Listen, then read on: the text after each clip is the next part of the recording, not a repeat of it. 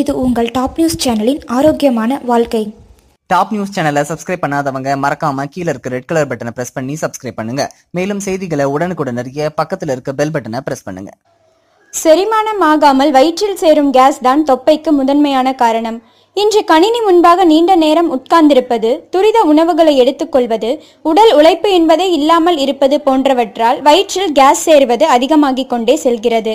இதனை போக்க சில எளிய டிப்ஸ். வயிற்றில் கேஸ் சேர என்ன காரணம்? சாப்பிடும் உணவுகள் செரிமானம் ஆகாத போது அதில் இருக்கும் பாக்டீரியாக்களால் வயிற்றில் கேஸ் சேரும். அதே போல அதிக அளவிலான ஃபைபர் உணவுகள், ஜீரணிக்க தாமதமாகும் உணவுகளை தொடர்ந்து சாப்பிட்டு வந்தால் அதுவும் வயிற்றில் கேஸ் சேரும்.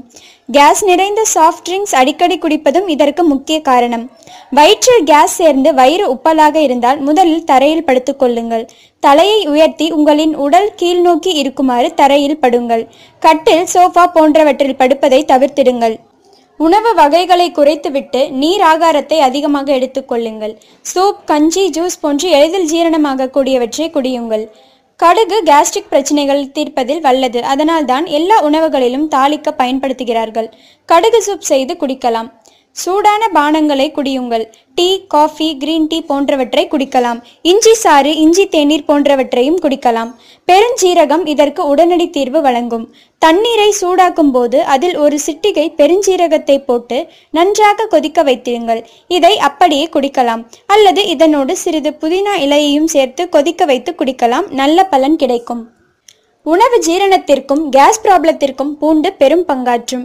2-3 பூண்டுகளை நெருப்பில் சுட்டு அப்படியே சாப்பிடலாம்.